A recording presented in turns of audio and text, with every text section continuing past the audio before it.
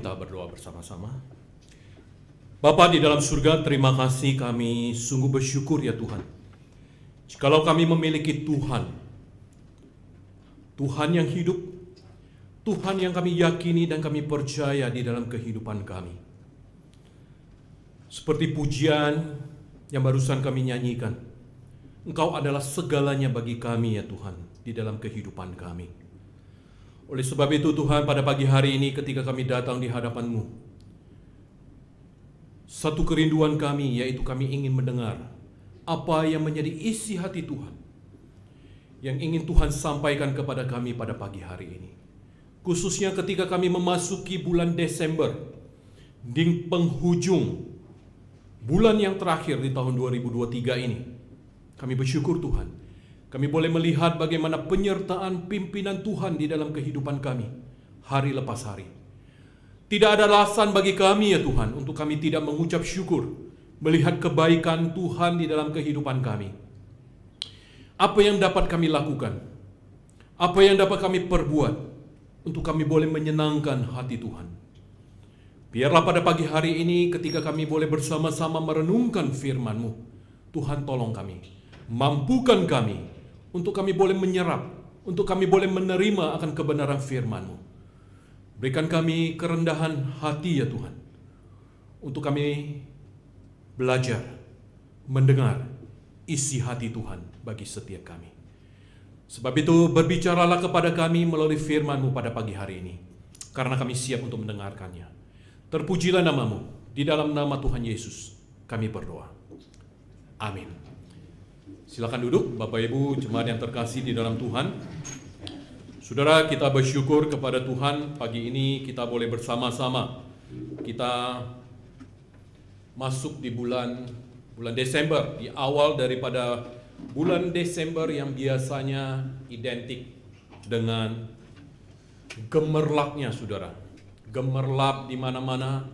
Saudara bisa menyaksikan pohon Natal yang dipajang, dan juga nyanyian lagu-lagu Natal yang diperdengarkan saudara. Saudara, kita satu sisi bersyukur, tetapi di satu sisi kita juga perlu mereview, melihat kembali bagaimana kehidupan kita saudara. Sebagai anak-anak Tuhan, di dalam kita mengiring Tuhan. Dan kita juga boleh melihat bagaimana situasi kehidupan dunia saat ini. Kita diperhadapkan dengan segala persoalan-persoalan dunia, konflik, pertikaian, perselisihan, bahkan nyawa yang harus berguguran. Nah saudara, mari saya mengajak kita pada pagi hari ini, biarlah kita berhenti sejenak dari semua apa yang kita saksikan di dalam hidup ini. Kita datang di hadapan Tuhan. Mari kita fokuskan kepada kebenaran firman-Nya. Apa yang ingin Tuhan sampaikan kepada kita saudara pada pagi hari ini. Mari Bapak Ibu, saya mengajak kita untuk kita membuka satu bagian firman Tuhan dari Injil Markus. Injil Markus pasalnya yang pertama. Injil Markus pasalnya yang pertama, ayatnya yang pertama sampai dengan ayatnya yang ke-8.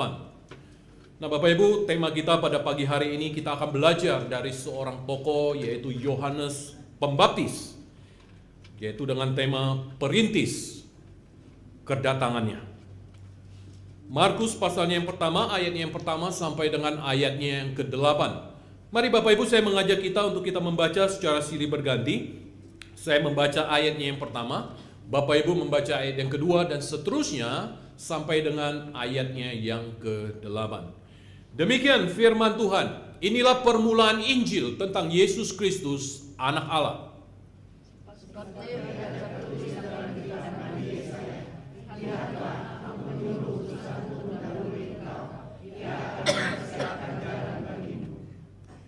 Ada suara orang yang berseru-seru di padang gurun, persiapkanlah jalan untuk Tuhan, luruskanlah jalan baginya.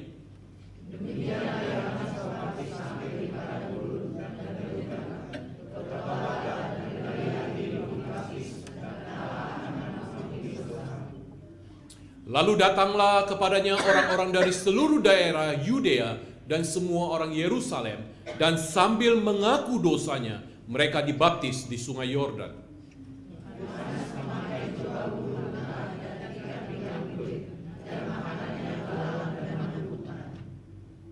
Inilah yang diberitakannya, sesudah aku akan datang Ia yang lebih berkuasa daripadaku. Membungkuk dan membuka tali kasutnya pun aku tidak layak.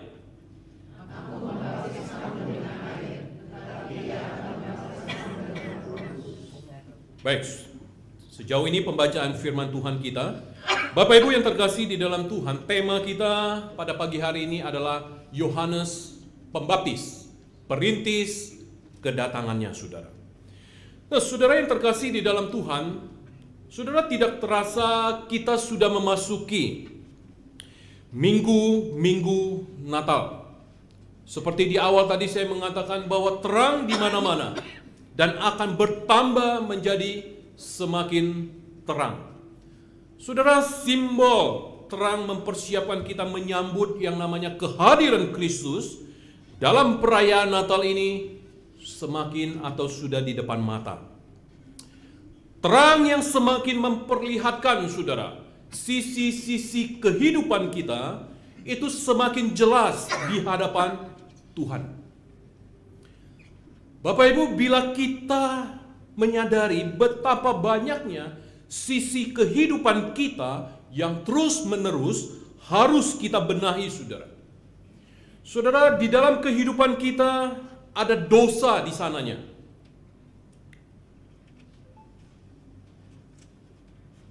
Ada dosa, ada kerapuhan yang menghinggapi kehidupan kita. Ada kelemahan yang terus melekat di dalam kehidupan kita.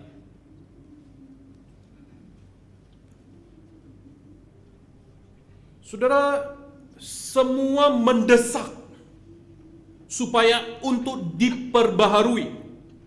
Semua mendesak untuk diteguhkan. Semua mendesak untuk diberkati. Maka saudara, pertobatan dan pembaharuan diri ini menjadi sesuatu yang menjadi prioritas kita untuk kita mendekatkan diri kita kepada sang terang yang sejati itu yang kita nantikan, yaitu Kristus. 2000 tahun yang lalu peristiwa itu terjadi. Nah, Bapak Ibu yang terkasih di dalam Tuhan, menarik ketika kita menyimak tulisan daripada Injil Markus ini. Saudara, perhatikan ketika Injil Markus menulis di awal daripada kitab ini, dimulai dengan sebuah pernyataan yang penting. Pernyataan dikatakan inilah permulaan Injil tentang Yesus Kristus, Anak Allah. The beginning of the gospel of Jesus Christ, the Son of God. Saudara, yang menarik adalah di dalam tulisan ini Rasul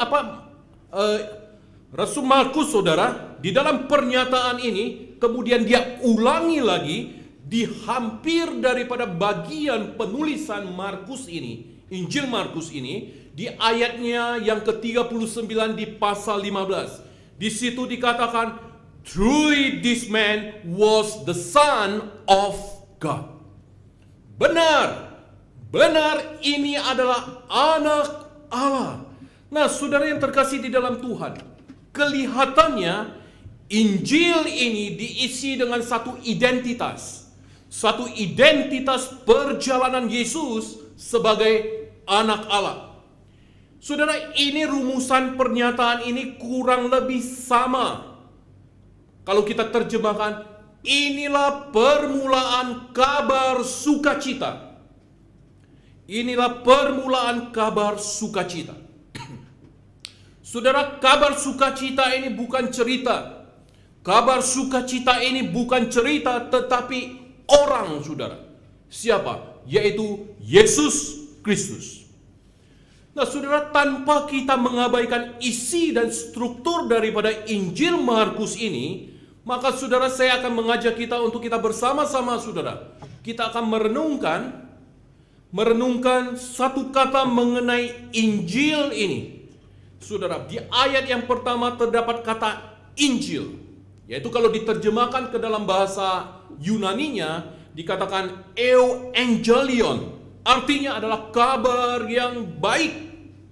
Kabar yang baik yang dimaksudkan di dalam perjanjian baru ialah kabar mengenai kerajaan Allah yang datang.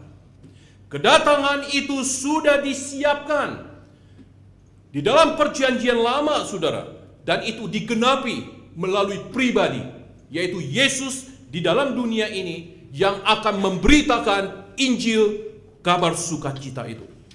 Saudara, jauh sebelum Yesus datang ke dalam dunia ini sudah diberitakan di dalam perjanjian lama. Seperti yang dikutip oleh Injil Markus, dikatakan di dalam Yesaya, seperti yang dikatakan di dalam kitab Yesaya, saudara. Yesaya pasalnya yang ke-40. Saudara, di situ diceritakan jika ada seorang raja yang akan datang ke suatu tempat, jika ada seorang raja yang akan berkunjung kepada satu tempat, maka sebelumnya akan diutus seorang untuk membawa pesan lebih dahulu. Mendahului kedatangan pemimpin atau raja tersebut.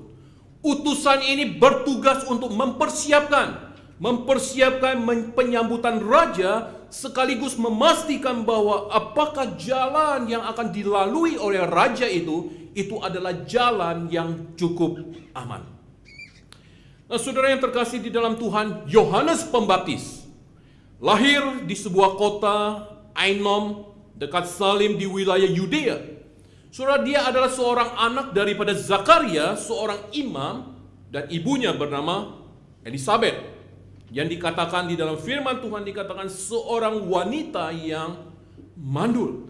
Nah, saudara, kelahiran daripada Yohanes Pembaptis ini dinubuatkan oleh malaikat Gabriel kepada ayahnya, yaitu Zakaria.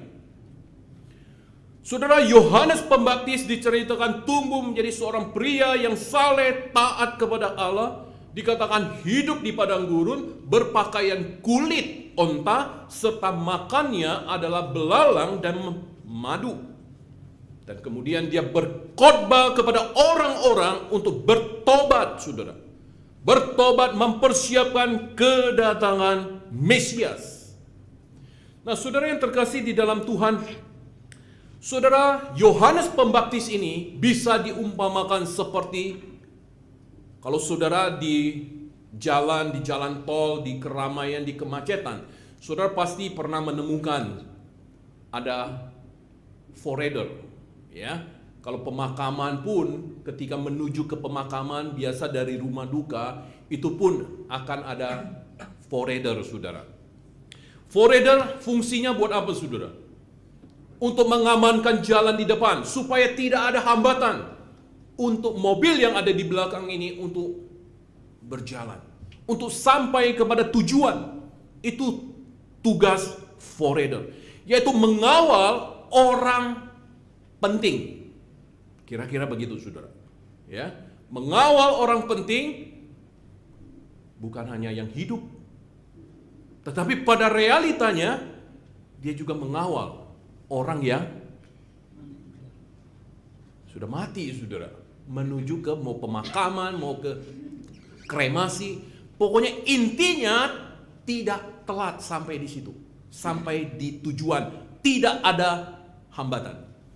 Nah, Bapak Ibu yang terkasih di dalam Tuhan, demikianlah dalam rangka menyambut Yesus Kristus, Yohanes tampil, dia mempersiapkan bagaimana jalan yang harus dipersiapkan untuk dilaluinya. Saudara, Yohanes jalannya adalah pemulihan, pengampunan dosa, dan kemudian mereka dibaptis. Bertobatlah dan berilah dirimu dibaptis, dan Allah akan mengampuni dosamu.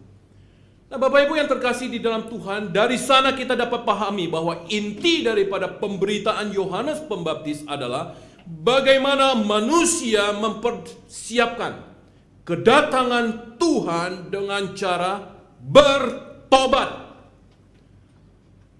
Saudara, kata bertobat ini pada waktu itu, saudara, ini merupakan kata yang sangat asing sekali bagi orang-orang Israel pada waktu itu. Bertobat adalah sesuatu kata yang asing dan juga membingungkan bagi mereka. Kenapa, saudara? Kenapa kata ini asing dan membingungkan? Karena bagi mereka, mereka berpikir bahwa kami ini adalah umat pilihan Allah.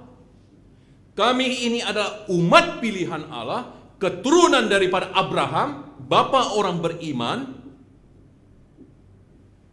Jadi saudara, bertobat ini asing bagi mereka. Mereka bingung saudara, dikatakan bertobatlah kamu. Nah saudara, pertobatan adalah untuk orang yang melakukan kejahatan di mata Allah. Orang yang membunuh, orang yang mencuri, orang yang merampok, orang yang berjiman, dan sebagainya. Itulah yang ada di dalam pikiran mereka. Orang-orang seperti itulah yang harusnya bertobat. Kami bukan orang seperti itu. Karena kami adalah umat pilihan Allah. Saudara, secara teori kehidupan keagamaan, mereka sangat baik. Orang-orang Israel pada waktu itu sangat baik. Tetapi pada realitanya, di dalam prakteknya, kehidupan mereka jauh daripada harapan. Tidak ada satunya kata dengan perbuatan mereka. Perkataan dengan perbuatan mereka itu tidak cocok. Saudara, inilah yang terus-menerus dikritik oleh Yohanes. Bagi Yohanes, umatnya kiranya sampai kepada pemahaman untuk terus-menerus memperbaharui diri mereka. Saudara, memperbaharui diri semacam apa yang harus dilakukan? Kita bisa belajar memperbaharui pada diri Yohanes yang diutus oleh Allah. Kita belajar dari pribadi Yohanes Pembaptis ini, bahwa jalan untuk sampai kepada terang itu, sampai kepada terang sejati itu adalah, yang pertama saudara dikatakan,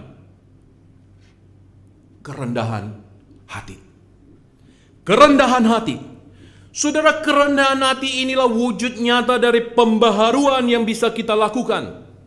Saudara, seorang bapak gereja yaitu Agustinus, dia pernah mengatakan, kerendahan hati ini akan membawa orang kepada Tuhan. Kerendahan hati adalah jalan yang pasti membawa seseorang kepada Tuhan. Dan Agustinus dia mengatakan, pertama-tama adalah kerendahan hati. Kedua adalah kerendahan hati. Ketiga adalah kerendahan hati. Saudara, apa maksud daripada perkataan Agustinus ini? Saudara, perkataan dia yang pertama adalah kerendahan hati, yang kedua adalah kerendahan hati, dan yang terakhir adalah kerendahan hati. Ini untuk menekankan saudara, betapa pentingnya kerendahan hati untuk mencapai yang namanya kesempurnaan rohani. Kesempurnaan rohani, saudara. Nah, saudara, kerendahan hati yang demikianlah ada di dalam sosok pribadi, yaitu Yohanes Pembaptis ini. Saudara, ketika kita melihat kata kerendahan hati ini, yaitu humilitas. Humilitas berasal dari kata Latin daripada humus, ya. Bahasa Latinnya yaitu humilitas. Humilitas berasal dari kata humus yang berarti adalah tanah. Loh, apa kaitannya saudara antara kerendahan hati ini dengan tanah? Apa hubungannya kerendahan hati, humilitas ini dengan humus yang adalah tanah? Saudara, kata ini mau mengatakan bahwa orang menjadi rendah hati kalau dia menyadari asal usulnya. Saudara, pertanyaan saya kepada kita, saudara, asal usul kita dari mana? Manusia diciptakan oleh Tuhan dari debu dan tanah. Disitulah asal usul kita. Saudara, humus ini ingin mengatakan bahwa ketika orang menjadi rendah hati, dia tahu asal-usul dirinya. Dia tahu diri, saudara, bahwa dirinya adalah debu tanah yang kotor. Pengenalan diri yang sejati akan membawa kepada manusia kepada satu sikap, yaitu memuliakan Tuhan, Pencipta alam semesta, Allah yang maha kuasa, Allah yang maha besar, yang sudi, saudara, mengangkat manusia yang kecil, yang hina, kotor, menjadi anak-anaknya. Saudara, kita jangan lupa bahwa kita manusia punya natur, yaitu dosa. Manusia yang kotor, manusia yang sudah tercemar oleh dosa. Itulah kenapa, saudara, Allah melalui Yesus Kristus datang ke dalam dunia. Itulah momen Natal yang kita peringati. Dia ingin membawa kembali kita menjadi anak-anaknya. Nah, saudara, dari kesadaran inilah maka timbul sikap hati dan pelayanan yang sejati dari orang-orang yang memiliki kerendahan hati. Jadi, saudara, semangat kerendahan hati ini selalu disertai dengan semangat yang namanya pelayanan. Yohanes adalah utusan Allah. Dia dipanggil Allah untuk memberikan kesaksian tentang bukan dirinya, saudara, tetapi tentang kepada siapa orang harus percaya. Yohanes dipanggil untuk memberikan kesaksian tentang supaya oleh dia semua orang menjadi percaya. Saudara, dia sendiri mengakui bahwa dia itu bukanlah terang itu. Dia bukan terang itu, tetapi dia harus memberi kesaksian tentang terang itu. Saudara, sikap daripada tindakan Yohanes Pembaptis ini sungguh syarat bermuatan yang namanya kerendahan hati. Dengan jujur, saudara, dia berani berkata, dengan lapang dada, ia bangga mengatakan bahwa dirinya hanyalah suara yang berseru-seru di padang gurun. Luruskanlah jalan bagi Tuhan. Saudara, ini adalah puncak daripada kerendahan hatinya yang terletak kepada sikapnya yang penuh keyakinan bahwa berhadapan dengan dia yang akan datang, dan dia katakan, membuka tali kasutnya pun aku tidak layak. Membuka tali kasutnya pun, saudara, enggak layak, saudara. Inilah, saudara, kerendahan hati Yohanes, mengalir dari kesadarannya bahwa dia hanyalah seorang utusan. Utusan yang memiliki tanggung jawab untuk memberi kesaksian tentang terang itu, tentang keselamatan. Justru sikap yang demikianlah, saudara, yang menyebabkan Yohanes menjadi besar dengan perannya.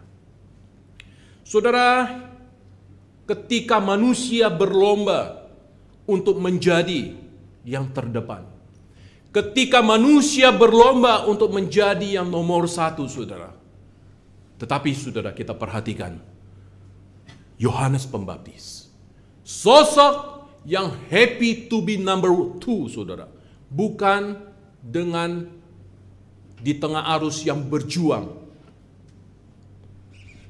to be number one. Saudara, bukankah kita lebih suka untuk menjadi to be number one? Tetapi di sini, saudara, bagi Yohanes, karena dia tahu siapa dirinya, maka dia lebih bangga to be number two dibandingkan to be number one. Bagi Yohanes, dia yang kita nantikan, Allah yang mau menjelma menjadi manusia. Dia adalah Allah yang maha segalanya, yang mau menjadi manusia, yang lahir di dalam keterbatasan dan kesederhanaan. Walaupun, saudara, dia itu tidak terbatas. Masuk ke dalam dunia yang terbatas. Kerendahan hati yang luar biasa dari pihak Allah yang harus ditanggapi dengan kerendahan hati juga. Itulah, saudara, pertobatan yang harus kita lakukan di dalam hidup ini. Saudara, kerendahan hati. Di samping daripada kerendahan hati Yohanes dan yang harus dipersiapkan atau dilakukan, yang kedua adalah saudara, yaitu menyiapkan hati dan bertobat. Nah, saudara, dua hal ini tidak bisa ditunda, bahkan menuntut agar setiap saat kita melakukannya, saudara. Menyiapkan hati atau istilah yang dipakai oleh Injil Markus, yaitu dikatakan, persiapkanlah jalan, luruskanlah jalan. Saudara, hal ini ingin mengajak kita bahwa ada hal yang perlu di dalam hidup kita yang perlu ditata, dirapikan, diperbaiki, agar kehidupan kita senantiasa memperlihatkan kehidupan yang berkualitas, hidup yang menjadi berkat. Saudara, Paulus mengatakan, kerjakanlah keselamatanmu dengan takut dan gentar. Saudara, inilah yang dimaksudkan oleh Rasul Paulus, saudara. Bahwa keselamatan yang diterima dalam Kristus Yesus ini harus terus dikerjakan. Bukan hanya dikerjakan, tapi dihayati. Dihayati dan juga agar bertumbuh di dalam menghasilkan buah. Hidup kita, saudara, harus menghasilkan buah. Nah, oleh sebab itu, saudara, di dalam bagian ini Yohanes Pembaptis dia menyerukan pertobatan. Bertobatlah, berilah dirimu dibaptis, dan Allah akan mengampuni dosamu.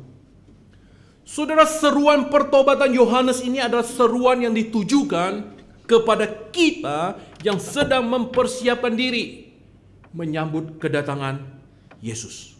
Bahkan saudara, di masa ini bertobat adalah sesuatu yang harus diwujudkan. Pertobatan ini mengandaikan bahwa kita membuka diri, mempersiapkan hati sehingga Yesus datang masuk ke dalam hati kita, membiarkan di mana Allah yang menguasai seluruh kehidupan kita. Saudara, tadi kita menyaksikan baptisan. Saudara, baptisan tidak hanya stempel tanpa ada makna. Saudara, pesan ini hari ini diberikan bertepatan ketika saudara Mahadi mengambil bagian dalam baptisan tadi. Tetapi saudara, ini juga mengingatkan kepada kita yang sudah menerima baptisan, bahwa baptisan tidak hanya stempel tanpa makna. Tetapi baptisan itu benar-benar kita hayati dalam hidup keberimanan kita. Dengan demikian, Yesuslah yang merajai seluruh hidup kita, dan Dia jugalah yang mengantarkan hidup kita kepada Allah. Saudara, hari ini kita diajak untuk hidup secara baru. Berulang kali saya mengatakan kepada saudara Mahadi, hari ini, saat ini, hidupmu berbeda dibandingkan dengan hidup yang dulu. Hari ini, saat ini, hidupmu sudah diperbaharui. Tinggalkan yang lalu. Masa lalu tinggalkan. Hadapi song-song kehidupan yang baru di dalam Tuhan.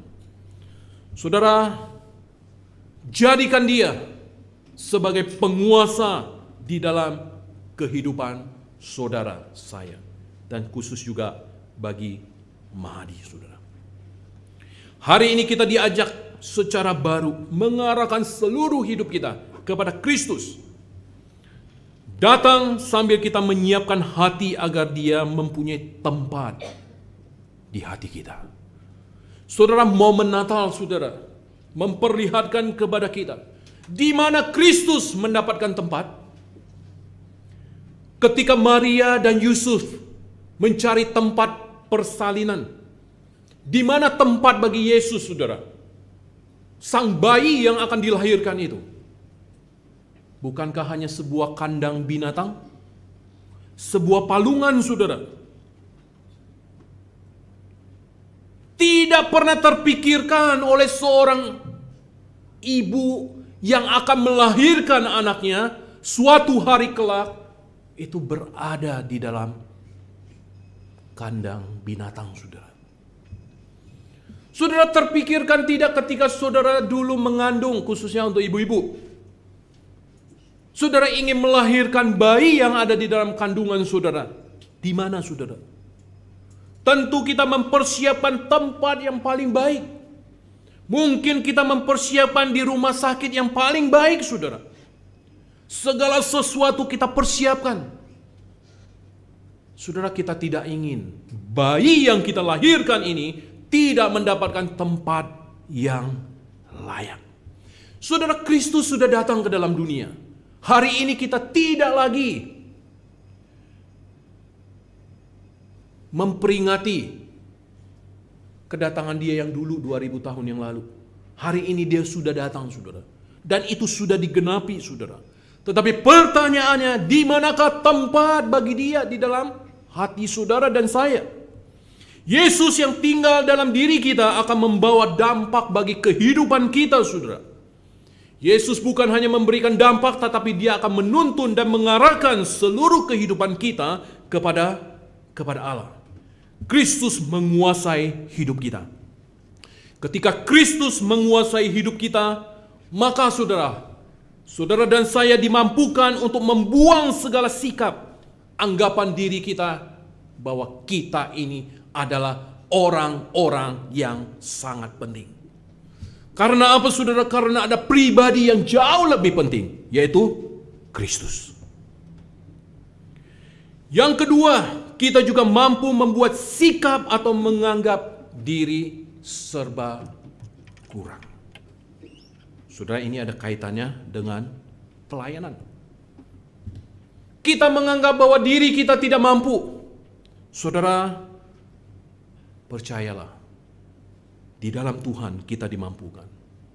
Sebaliknya kita akan lebih, saudara, mengedepankan untuk menjadi para utusan kabar baik, yaitu menyampaikan yang namanya keselamatan Allah yang memulihkan bagi orang-orang.